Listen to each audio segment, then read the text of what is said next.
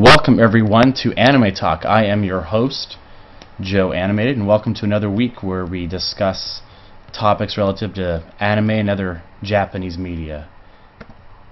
I am your host, Joe. I am a writer for We Remember Love at ghostlightning.wordpress.com. You can find me at Twitter at Joe Animated. You can also find this video and other videos at my YouTube channel. And if you have a question tonight, make sure you use Twitter and hashtag it Joe's Anime Talk.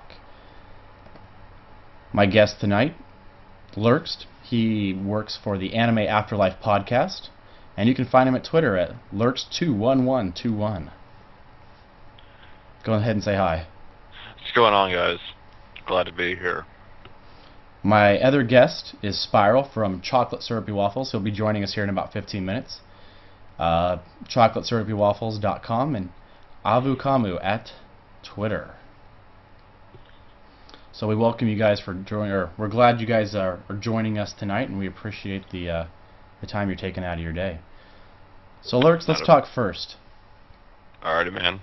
I think this topic was something you wanted to discuss tonight. So what OVA, ONA, or other kind of special are you most interested in seeing fleshed out into a movie, full series, something more than just a one-shot?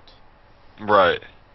The one I look at in particular is a OVA done by Brainspace that I watched earlier this year called Nempateki Nakanojo. It is a 2-episode OVA, 45 minutes each. It deals with this one guy who meets up with a very mysterious girl in high school, and pretty much his life kind of takes on some weird sort of what's the best way of putting this? He kind of starts oh man, I'm trying to think here.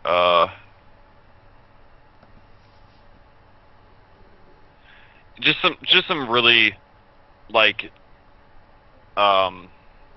what's the word I'm looking for? I can't think of the word.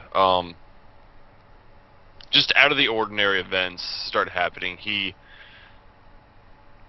meets a classmate that he finds out that murdered one of his other classmates, and another classmate is living with his mother or her mother, who's been dead for like months and just rotting in her apartment. It's a very interesting and really well created 2 OVA series, and I'd really like to see more from that, because the main character, his name's Jew, and he meets up with this really mysterious girl. Her name's Ame, and she keeps telling him that, like, I'm your knight, I'm from the future, and we've met in the future, and I've come back in the past to meet up with you and to be with you.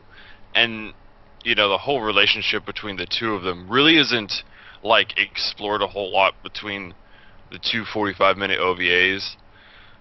So I really want to see like that relationship between the two of them like progressed more, and see more of like the world in which they live in. That's like the main thing I would have wanted to see with that.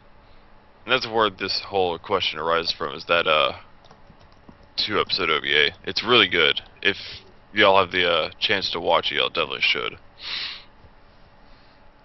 So for me, I'm a huge manga reader, so I'm always looking for that next kind of twisted manga. And after watching Hyoka this week, the first episode, it reminded me of a manga called Iris Zero, built on a very similar premise, where you have the world is built around these kids that in the last 15 years have all been born with the ability to see something different than anybody else. It's kind of like a mutation, you know, on an X-Men type level. But it all permeates from people's eyes and what they see. Some people see when somebody's telling the truth. Other people see who's most if they ask a question, they see an X or a 1 or a 0 or an X or a 0 on who's qualified or not, things like that.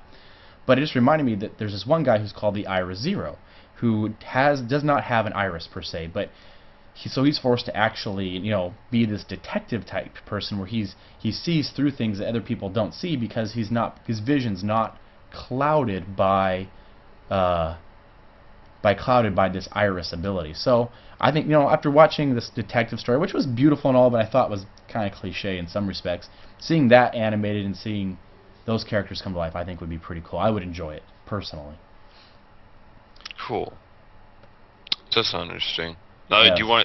are you saying like you want more like as in a full manga series or like as in an anime adaptation of?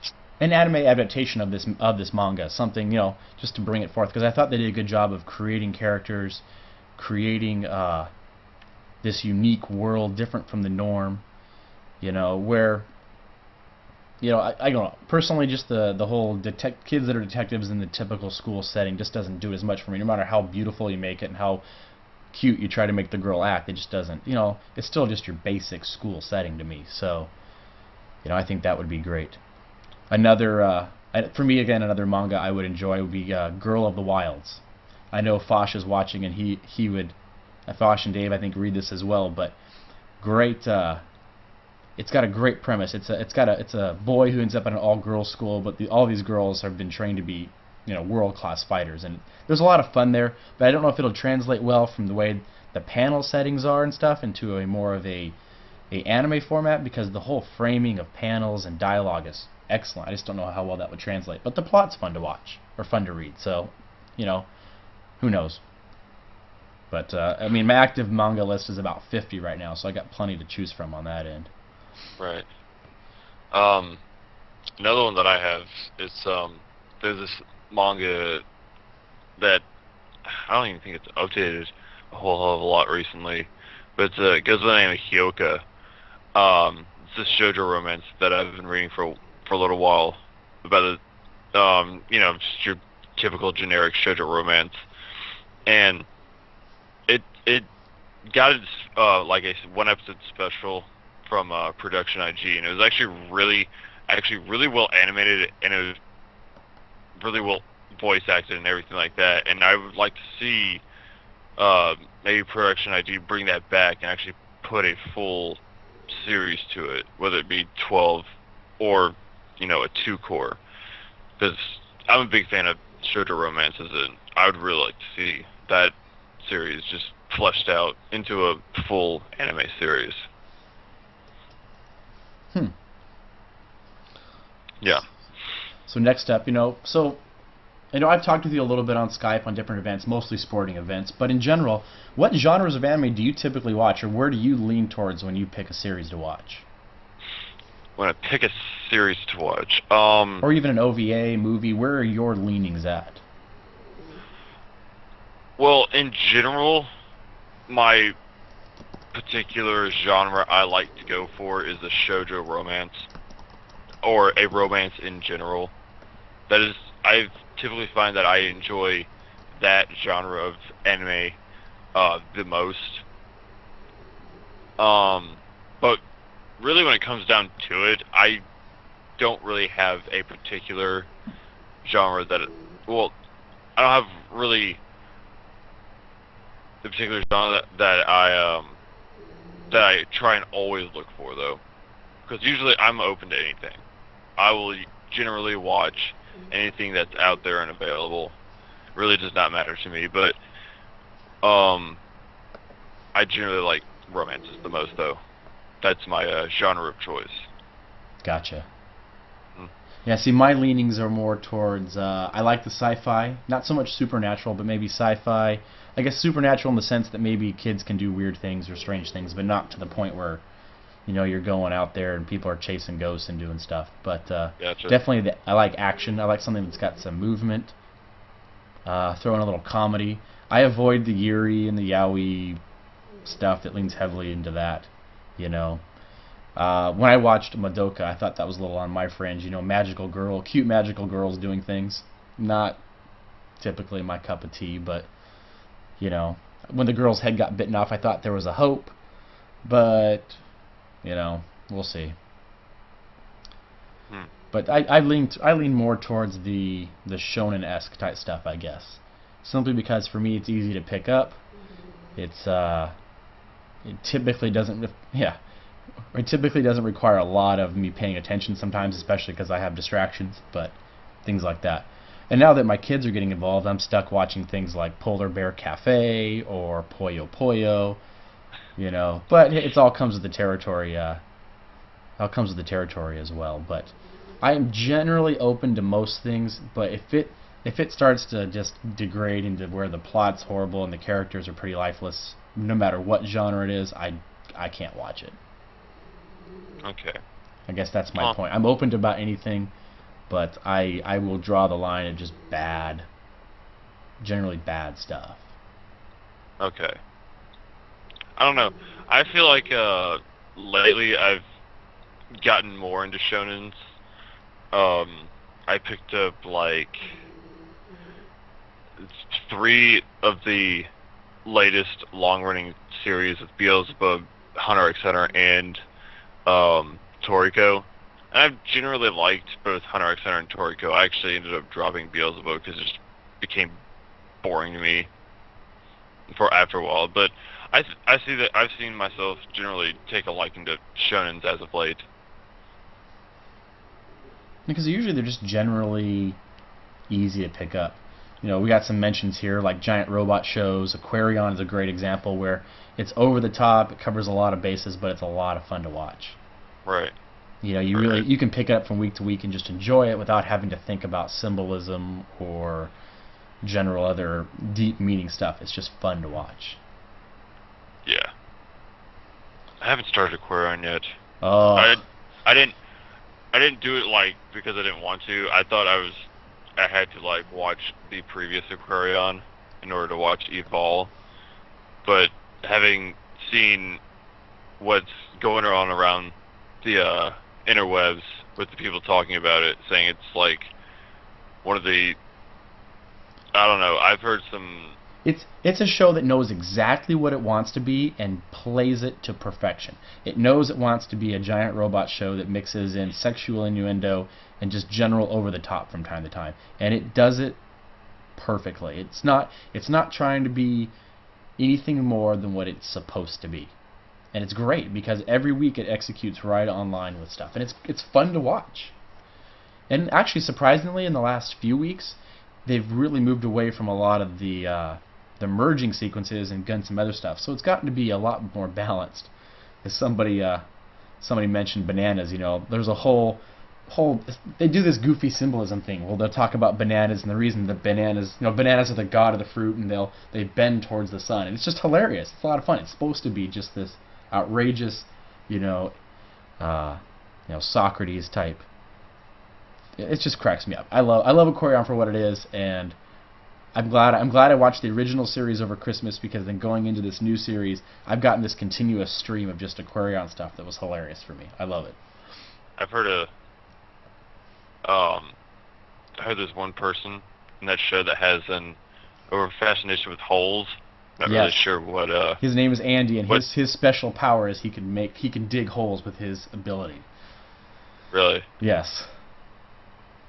amazing. And so the amount of puns about him digging holes to things, it's hilarious. They play it up all the time, and it's so much funny, because then there's this chick, like Andy's the perverted boy that's always searching for holes, right? You know, Right. play it what you will. But then there's this complete opposite girl who's the prude of the group, whose job is to fill holes. And it's just hilarious. As the show goes on, the dynamic between those two is priceless. It's great. It's a lot of fun, and it knows exactly that it's being completely goofy, and it just plays it up, and it plays it up so well. You know, you can't I don't know, you can't ignore it.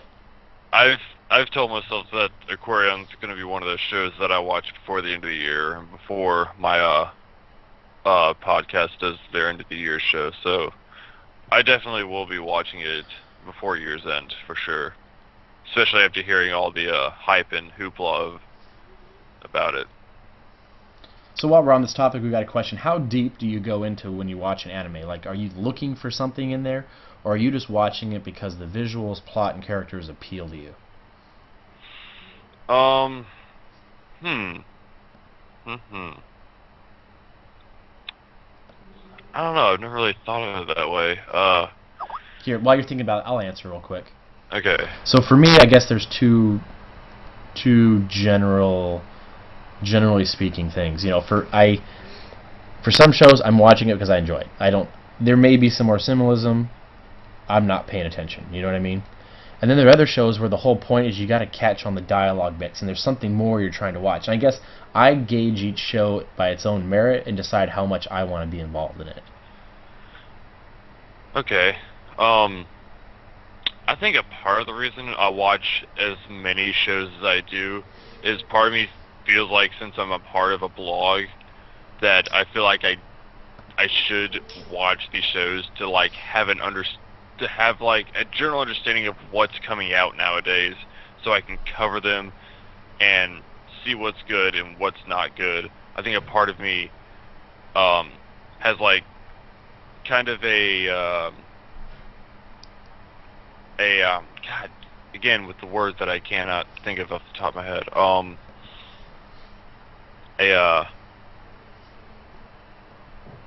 don't know. I guess it feels like it's kind of my job to do so. Gotcha. And An but obligation? like, yeah, an obligation. That's exactly the word I was looking for. So, And then so just to interrupt real quick, audience, Avu Kamu is here to join us. Say hello. Hi, I'm Spiral from CSW, so... True, sorry. Get the name Spiral from Chocolate Story Waffles. Anyways, keep going, Lerxt. yeah. So part of it's like I feel obligated that I should watch all these shows and have an understanding of what's coming out nowadays. And another part of it's like, I think it might be the studio. I was on Kivo and Arrow's show, not too long ago, and we talked a little bit about this, kind of, sort of. There are like a couple of studios that if I see a show for them, that I will in fact definitely pick them up, and that's like KyoAni, Shaft, Gainax. I think Studio Dean's kind of starting to become like that, and so is White Fox a little bit. And also, obviously, the main reason is, it sounds like it's going to be a good story. It sounds like it'll have interesting characters in it. The art style looks really cool. I've become a really big fan of really cool, interesting art styles lately. So if it looks like it's going to be going to look really cool, then I will have a tendency to also pick it up because of that. So yeah. Gotcha. So kind of to move on, sorry, Spiral, we'll catch you on the next question here. So it's that time of the season where a lot of people have done their 3-episode watch, or they've given that 25% view of what's going on. So starting with you, Spiral, what anime have you started this season, but you've dropped it now for whatever reason, and why did you drop it? Pick, one or two here. Well, the shows that I've dropped aren't necessarily bad shows, but understand, like, I've been watching anime for the longest period of time. I've watched it nearly more than 10 years, and I tend to drop shows that I think like are going to have that predictable plot, that predictable ending that isn't worth watching the development for. Like, an example I'm going to give is Sankuria. Like, I like the artwork, I honestly like the plot, but I don't expect to see something fantastic out of it. I expect people just to watch it all the way to the end and say, oh, that was decent, and forget about it in the next 2-3 seasons. The main reason I kind of watch anime at this point is to kind of enjoy the comedy or just the subtle genius moments they make. Like, for comedy, I would just watch Korva Zombie at this point. And in terms of genius things, I'm watching Kids on a Slope and Hyoka, just because the integration of Kids on a Slope, it's that small integration of jazz into anime that we haven't seen in such a long time that would make it interesting. I'm not basically saying that South Korea is 10 times worse than Kids on the Slope, but there's that thing where you wonder, am I going to remember South Korea 2-3 years coming? And that's why I dropped the show. Gotcha. What about you, Lerxt? What shows have I think I've dropped one show so far, and that was Polar Bear Cafe. I watched the first 3 episodes of it, and it was at first it was very lighthearted and cheeky and somewhat humorous, but after the next 2 episodes, I don't know. I just wasn't feeling it. I didn't. I couldn't bring myself to like watch anymore. I just didn't have that motivation to watch any more episodes of that show. That's kind of. I kind of feel like that's the main reason why I do drop shows. I don't usually drop shows very often, but when I do, it's usually because I just don't have the desire to keep watching the show for whatever reason, whether it be the characters, the story, anything of that nature. Gotcha.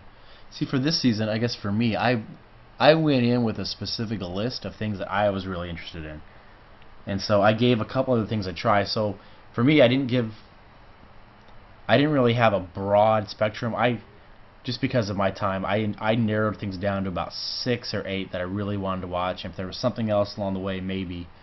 But for me, what's on the fringe, I had originally intended to watch Medaka Box. I know I'm a glutton for punishment. That one I lasted one episode. Uh, what's the arms dealer one? I can never say that right. Oh, you're a Mungan? Jormungand. I've seen 2 episodes of that, and to be honest, I'm not. I don't know if I'm gonna keep it up. It just doesn't. I like action shows. I like the gun running, all that kind of stuff. It just doesn't. I was It's not. skeptical of your. Well, go ahead. I'm I say sorry. it's just not feeling it.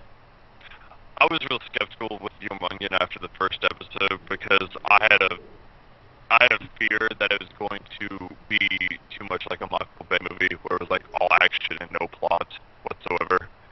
But after watching the second episode and seeing that it was very much the same, I think that shows. Um, I'm going to assume that shows what it's going to go by is like the different situations that people get put through, and that's going to be its selling point. And it's kind of hooked me in through the second episode. I'm really digging it so far, even though it hasn't really, you know, it hasn't hit on like an overarching story yet. I still feel like that show entertained me a whole hell of a lot with the second episode. Gotcha. Yeah. Let's go on to our next. Or I guess we've got time here. I've been pinging some questions from our guests, but if there's anything you guys in specific have on your mind tonight, go ahead and let's just have some open talk right now while we wait for some questions from our viewers tonight. Alright, I got a topic that I've always been wondering, but never actually really talked about it that much.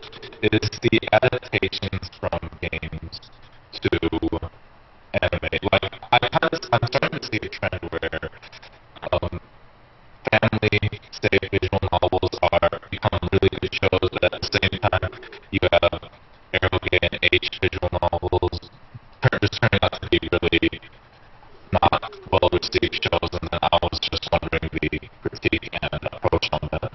So. Hmm.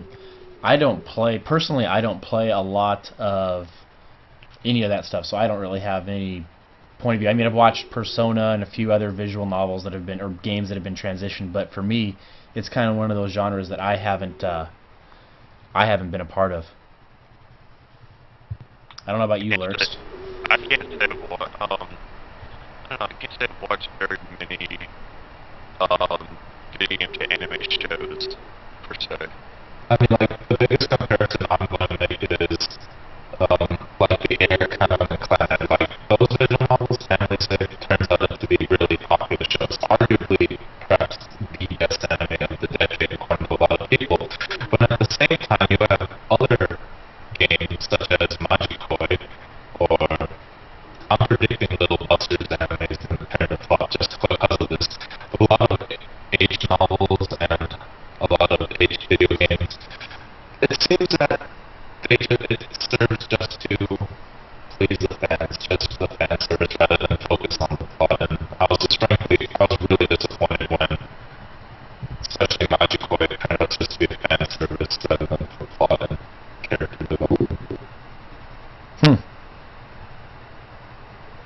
Yeah, I apologize that it's not my cup of tea, but maybe I haven't seen any comments yet from our viewers, so maybe there's not as many of those players / watchers as I would expect. You know? I mean, it's a small part. I mean, like, how many anime a season get are from visual novels? Not that many, so it's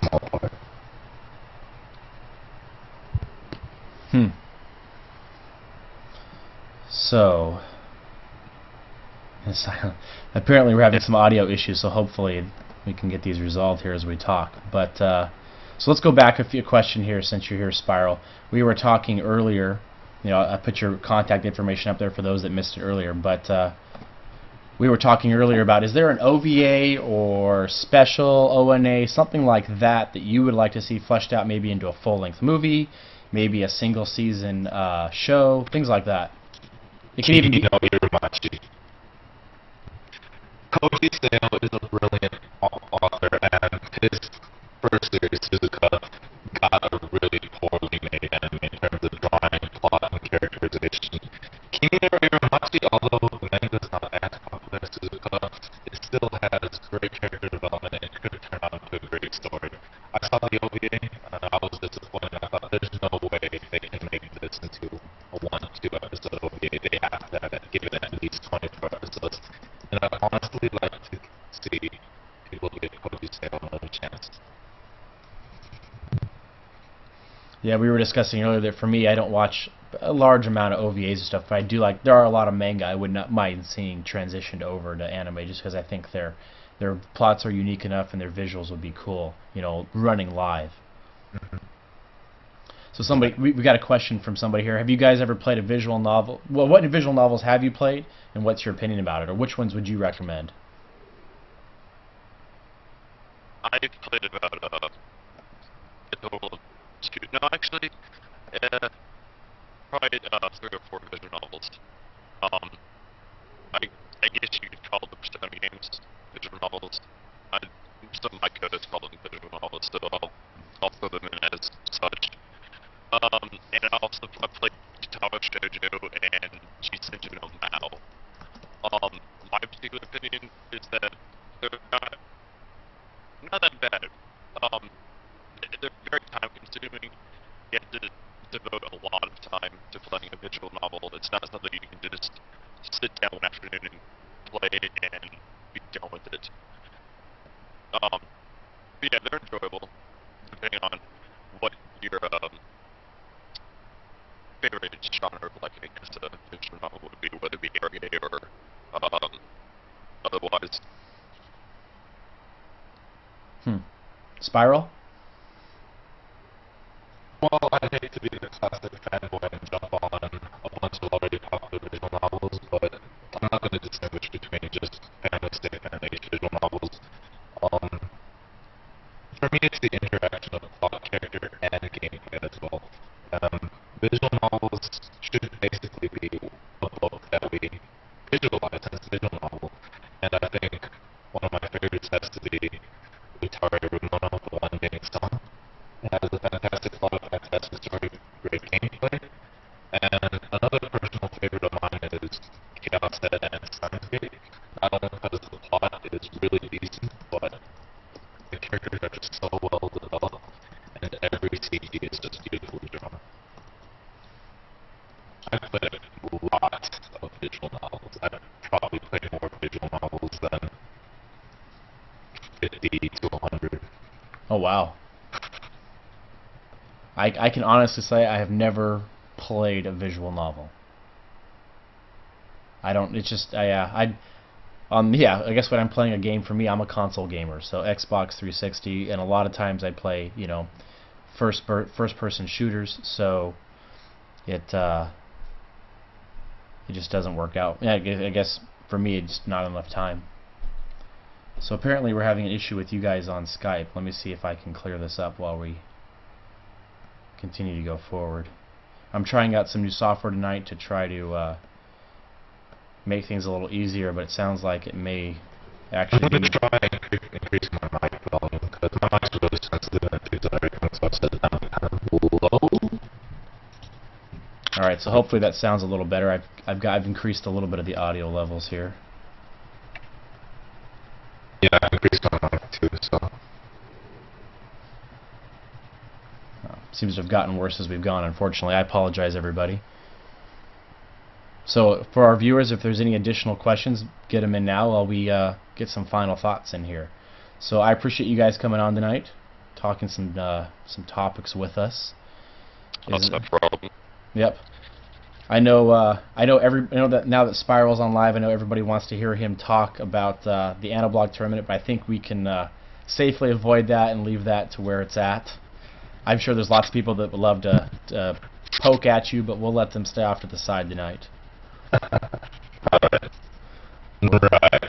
I mean, in all intentions, I have nothing bad to say. So we have one final question to go through, and then we'll close it up for tonight. So, the question was directed at me, but I'll ask it to you guys since I don't do a lot of these. But what's the best video game adaptation anime ever made, in your opinion?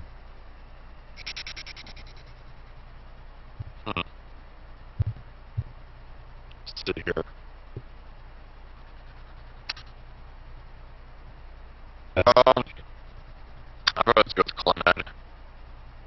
I have an undying love for the Clannad series. It's the Clannad story is being my number 2 favorite anime of all time. So yeah, I'd have to go with Clannad. I'd have to say the Science Agent Chaos Head, more so Chaos Head, because it follows directly to the video game plot and actually incorporates all the signature CG scenes that everyone loves. We've got some pegs in the audience for Persona 4. Obviously. Obviously. Well, Persona's out of the question, so. I mean, we could talk about Persona, but that conversation could go on for hours, Well, here's a really good question, considering both you guys work at blogs. So how much do other blogs, or even people within your own writing groups, affect what you guys watch? Oh, they affect a lot of what I watch. I think half of everything that I've seen has come from recommendations they've made, stuff they've watched, stuff they've said is really good that I should watch. And a lot of what helps that is the fact that I do a podcast, because we'll sit there every week and we'll talk about what we're watching, and we'll go into detail about what's good about it, what's not good about it, everything like that. So a lot of their opinions have rubbed off on me, and so a lot of the shows they like, I will pick up and start watching as well. I mean, for me, it's quite the opposite. I usually just tend to watch all the shows I want in the first season, and even if any part of my team recommended, I'll usually end up checking it out, but usually, if the first episode doesn't interest you, the second, third might, but then after that, it kind of gets to a breakout point, where you kind of think, well, everyone's taste is different, it doesn't necessarily suit mine. Like, a lot of people don't like Korra-san just because they think it's retarded and no plot. And a lot of people like it because it's lacking or funny and it's simply anime. It ultimately comes down to taste, and I mean, I respect every member of my group, but sometimes I'll be like, I can't watch, how do you watch this show, There are definitely shows like that. With some of my hosts, there are definitely times where I look at a show that they say is like, just, they'll defend it to their blue in the face that it's an amazing show, and I'll look at it and say, I don't see how you can watch something like this. Like, I can't watch Mysterious Girlfriend X. I just can't. I am sorry. I love that show. I'm sorry, I just cannot watch it. Even though the plot's interesting, the 80s style drawing, and just the characters, I just have to go to the side and bang my head against the wall and say, why? I'm sorry. But in all fairness, it looks like a great show. That's a show I wasn't expecting to like at all. I'm actually pleasantly surprised how much I like that show. So we were talking earlier about what we'd like to see adapted. So the 3 things that I enjoyed most about this season were 3 of my strange romance shows, my manga that I enjoy, were getting adapted. MGX, Sankarea, and Amnesia. Amnesia's kind of let me down, but the other 2 I thought have come up pretty well. So I've been pretty happy. I've seen some adaptations that I enjoy. As for what blogs affect what I watch, I tried sticking with Pirates simply because some friends of mine have was blogging it for a time and it's kind of dropped off. But it just lost me after a while, and when they quit blogging it, I had no interest to watch it to be engaged in the dialogue, and so for me, it was just kind of it's not that great. Nobody else is really talking about it. I'll move on to something else. So yeah, I guess Pirates is, no, go ahead, sorry. I'll say so. Yeah, blogs do affect me, but for the most part, I'm watching what I watch. Unless something really just screams out at me, I don't think a blog is going to affect what I watch. Pirates is kind of, I picked that up just because I thought it would be kind of a goofy, sort of, laid back sort of show, but it really hasn't, like, struck me as, I don't know, there's nothing really appealing to that show, really, but it's not bad to the point where I want to drop it, and I feel like I'm so far into it at this point, I might as well finish it. I mean, we all know that we were all pressured into watching Phase Zero. I mean, who wanted to watch Phase Zero, right? Honestly, just everyone else saying they were watching it. That was what I was genuinely worried about after watching Fate Stay Night. I had low expectations, definitely, because Fate Stay Night was horrible. I suffered through that one, but My fellow co-hosts have all seen Fate Stay Night and Fate Stay Night Unlimited Blade Works, and I had to listen to them talk about that show, and I also had to listen to them during the fall season talk about how amazing the first part of Fate Zero was. So I definitely felt pressured to watch it, but I'm kind of glad I watched Fate Zero because it was really, it genuinely like a really good, well done, I guess you would call it a first season. But yeah, I'm generally enjoying that show. You Puddles done an amazing job with it. So. They really have. The animation and the art is really, really well done. So guys, to kind of close things up, are there any final thoughts you want to pass on? Anything that we've talked about tonight you want to get one last word in on before we close up? I'm going to automatically say that the best show this season, other than Fate Zero and Kids on the Slope, is going to be Natsuyo Kiseki and Shining Hearts. Guys, take it from me. Wait, isn't Shining Hearts about like bread? That's the bread one, yes. Okay, alright. So It's actually really captivating. Sorry, I'm trying not to chuckle out loud. I apologize. But Lerxt, any final thoughts from you on this season, or just things in general? My final, well, the show that I've given my top award to for the past 2 weeks in my anime power rankings, Suritama. Still love it. I think Kenji Nakamura is one of the more underrated directors in anime today. So I give my top spot to Suritama. I still love Sankaria, and still digging Kazuna Kanojo.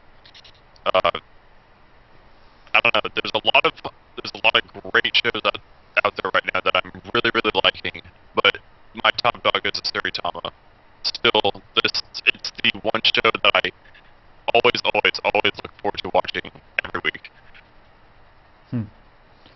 I say for me, I think the season's been good. Things that I was hoping would be adapted well, for the most part, were. Other shows that I didn't know anything about seem to have impressed me.